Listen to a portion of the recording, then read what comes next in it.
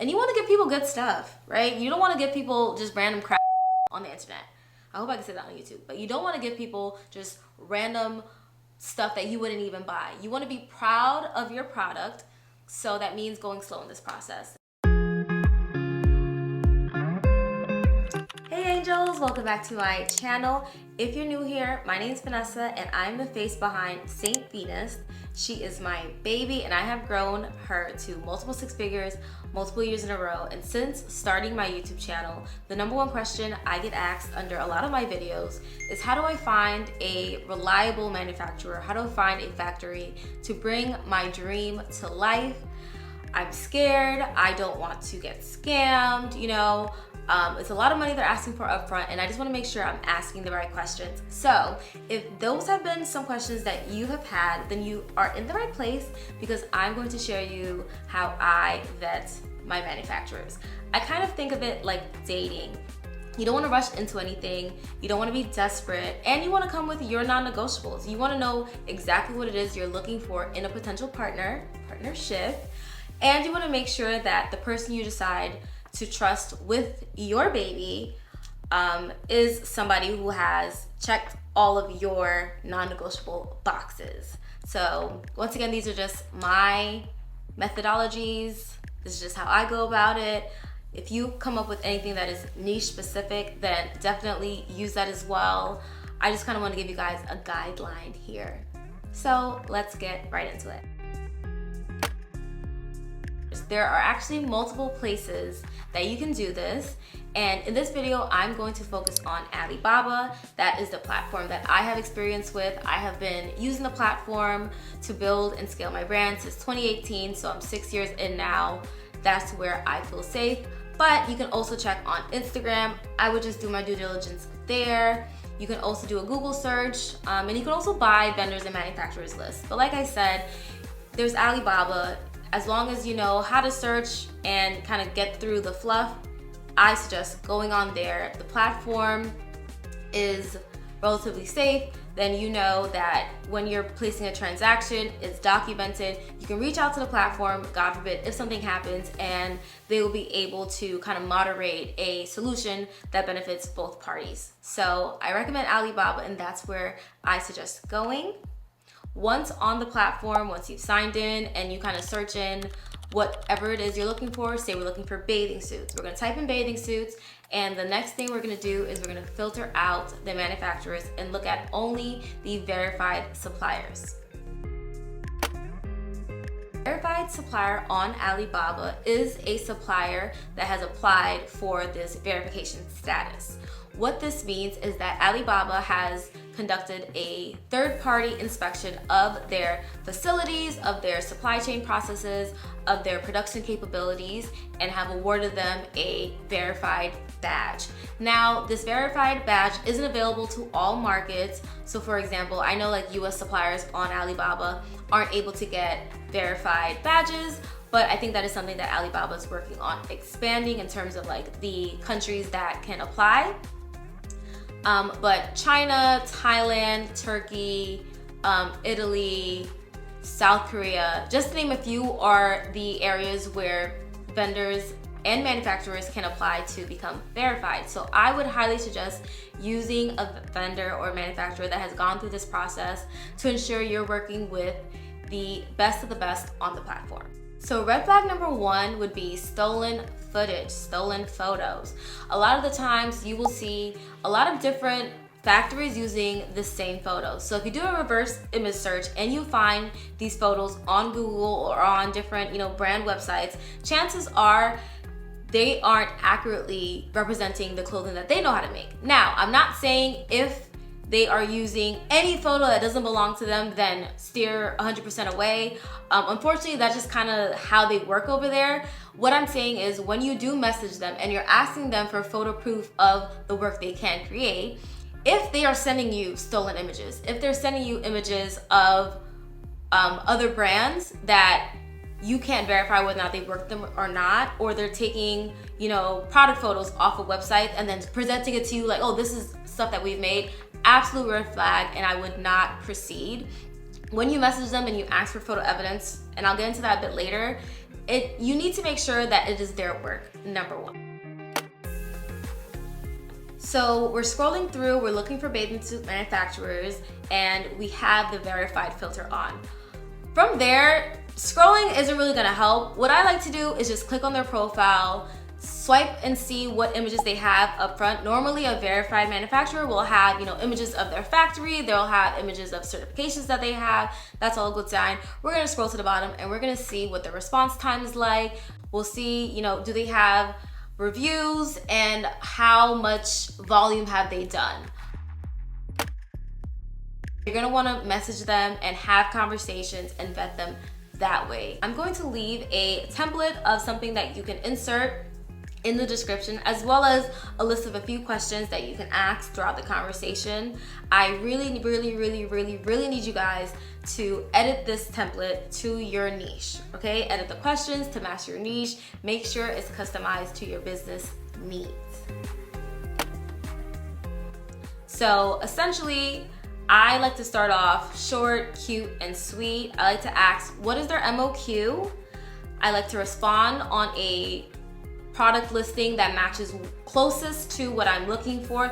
That way, if they're asking me questions, I can click on that listing from in the conversation, show them a picture and reference it back in the conversation easily. And you also want to obviously mention the product that you're trying to make. So I'm trying to make bathing suits. I want to know, how much does it cost to create a one piece with gold detailing, a custom logo, and what is your minimum order quantity for the bulk? I would send that, and that is all I would ask at first. Do not overwhelm them with every single question you want answered, because I promise you, they will not answer every single question. You're going to have to end up repeating yourself. So throughout this conversation, take it slow. Ask one question at a time. Ask a question, see when they respond. Give them an opportunity to respond. It is a time difference, most likely. So if you're messaging them during the day, your time, it might be night, their time. It's best to try and catch them when they are online. So for me, I'm Eastern Standard. I will message them around 7, 8 o'clock, see how quickly they're responding. That's something that you want to look out for, communication. They should be responding within 24 hours, unless obviously it's the weekend and unless obviously it's, a Chinese holiday or a holiday in that respective country. If days and days are going by and you're asking hello, because they're not responding, red flag. Communication poor, we don't want that. If they're ghosting you, then you don't need them. You know what I'm saying? You've asked them your initial question, they've responded back. What you will encounter, sometimes, not all the time, is them asking you to maybe communicate on WhatsApp or on another third-party app. Absolutely never communicate off the Alibaba platform. If you say no and they continue to insist, red flag. The conversations you have outside of this platform are not protected. If you're messaging on WhatsApp does not have that layer of protection, and it puts yourself a bit more at risk. Like, you wouldn't give a stranger your address on the first date. I'm hoping you wouldn't, right? You would meet up somewhere in public. Make sure there are witnesses around. That layer of protection you want for yourself when meeting a new person to date is the same layer of protection you want to have. Stay on the platform. Once they respond, the first thing I would ask in terms of specifics, just to test their quality, is ask for proof. Ask for photos and videos if possible of items that they've created most similar to what you're looking for. I wouldn't early on in this stage share your design, right? I would just share the description of your design and ask them to show you anything that matches your description. So that can kind of get you to see how well communicating them is. If you're giving them, how many one-piece suits with gold detailing, gold accents have you created with a reflective material? Can I see any examples that match any of these descriptions? If they're not showing you anything that matches, they're showing you bikinis that are thongs and that's all they make, or whatever the case is, then it might be a sign that communication later on may be a bit difficult. Now, there's a language barrier, so keep that in mind. Don't be rude. At the end of the day, they understand multiple languages. How many languages do you speak? All right? Don't be rude. So if you have anything special, any special detailing that you want included in your design, I would ask for proof that they've done this in the past, and to see what it looks like as well. So maybe you want embroidered stitching, maybe you want complex embroidery work done, maybe you want an embossed effect, maybe you want silicone, maybe you want puff print, screen printing, stone washing. There are a billion different ways you can customize clothing specifically, and if you know what you want on your design, ask to see examples of their work that has that on it. I would go next and ask, what are their payment terms? Typically on Alibaba, what I've seen is a 50% deposit or a 40% deposit or a 60% deposit, and then you'll pay the balance after completion of the work. Samples, they typically ask for the sample cost up front. So if the sample is $150, including shipping or whatever the case is, they'll typically ask that all at once before starting work. That's normal, and that's kind of just the name of the game. As you get a bit more experience, as you start placing more orders, as you start building rapport, you can ask if the sample cost could be reimbursed when you place your bulk order. That's actually something I would ask up front. Hey, I'd like to place this sample order. They'll say, yeah, it's $150. If I proceed with the bulk order, can I have the sample cost reimbursed? Chances are they'll be willing to do that. So that's something I would definitely ask if that's possible. Be sure to get a quote on shipping costs. Give them your zip code, wherever you are, and ask them, hey, for the minimum order quantity, the MOQ, what would it cost to send this by air to this zip code? What would it cost to send this by sea to the zip code? I'm gonna let you know right now, sea shipping will always be way cheaper and way better bang for your buck. The timeline for sea shipping is longer, but it's absolutely worth it. And I would also highly suggest, especially when placing the bulk order, ask them if the shipping can be DDP, duties something paid, duties destination paid or whatever. That just means that your duties or customs charges are prepaid. So when you receive your bulk order, you don't have a surprise, bill from customs. That has happened to me. I have had to pay $4,000 to have my items released from customs after already paying $4,000 for shipping. So definitely make sure that the duties and customs charges are prepaid, and do sea shipping if you can. I want you to also ask them, how do they do their quality control? How strict is their quality check process, and what is their defect rate? If you order 100 pieces, right? If you place an order for 100, how many do they guarantee you? Typically they have a 10 or 15%. So if you order 100, they can guarantee you that they will make either that 100 or 10% more or 10% less, but that's how much you'll get at the end. And then obviously you pay the balance just on what's been made. So if they don't make 100, they only make 90 because the quality check all 100 didn't pass, then obviously you'll only pay for that 90. But maybe this is something to keep in mind if you're making promises to customers, you're doing a pre-order and you sold out all 100, but they can only guarantee you 90. That's also why I don't recommend doing pre-orders, especially when starting out. It's just a bit risky and I just don't recommend it. But anyways, that's not the point of this video. With the quality check, I want you to ask them, what is their process? What is their procedure when it comes to any defects that you may receive? How do they go about that? Can you send them images and then they refund you? How do they work around that? Typically, that's what my manufacturer does. If I get something and I check it and there's something wrong with it, I send them a picture, I will send it to her, she'll refund me for the cost of that product. Obviously, you will not be reimbursed the shipping cost for that product. Say everything is messed up, they can't reimburse you shipping, but it's good to know these things ahead of time. You'll provide them your tech pack and you'll place that first sample order. I will make a video going more into detail of what to include in your tech pack, but the more detail, the better, because you want them to create exactly what you want. You don't want to leave anything up for interpretation. Don't do it. I've done it. And common sense is not common sense. What I think is common may not be what they thought was the obvious choice or the obvious decision in doing something. So your tech pack will just mitigate any confusion. You know what I mean? So you've given them that, and now your first sample has arrived. I need you to cross-reference that document and the sample every page. Did they follow it? Highlight, print it out.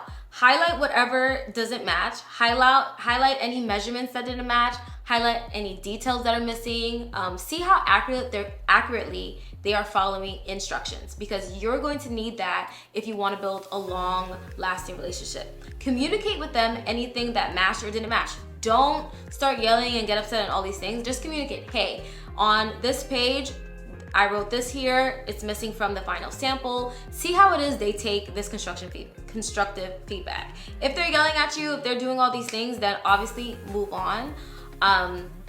If certain measurements were changed because, you know, their pattern maker said like, oh, this measurement needs to change for whatever reason, tell them that before making any changes to the measurements that they need to communicate that with you. That way, we're all understanding as to what's going on, that they're not just making changes that they think are necessary to make and not communicating with you. Communication is key here.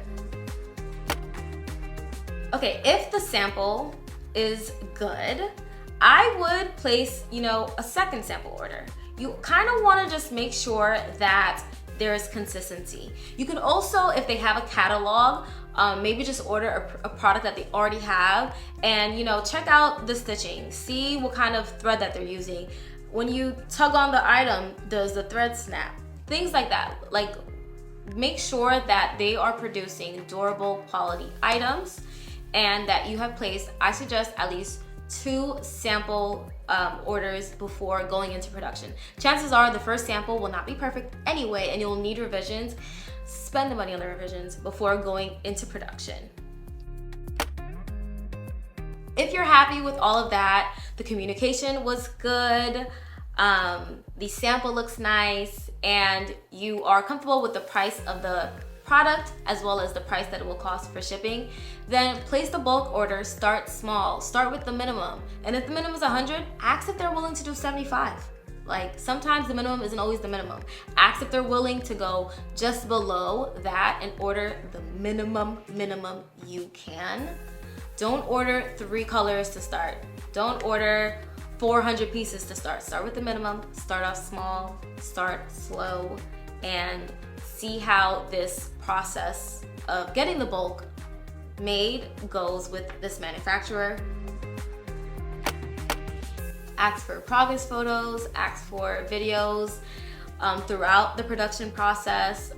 When it gets sent to the embroidery factory, if you're doing embroidery, ask them to snap a picture or some videos for you. You can use that for promo. If they're completely unwilling to give you something as simple as a photo or a picture, that's also kind of like a red flag. You know what I mean? They should want to kind of meet you halfway, especially when it comes to the production process. They should want to keep you updated. They should want to keep you in the loop. These are things that work in their best interest to keep you informed on. So I want to thank you guys for watching the video. If you guys have any other questions, more specifically, leave them in the comment section. And I hope that you guys find the manufacturer of your dreams. I truly, truly do, because the more high quality products that are out there, the better for everyone. And I wish you guys all the best. I'll see you guys in my next video. Bye.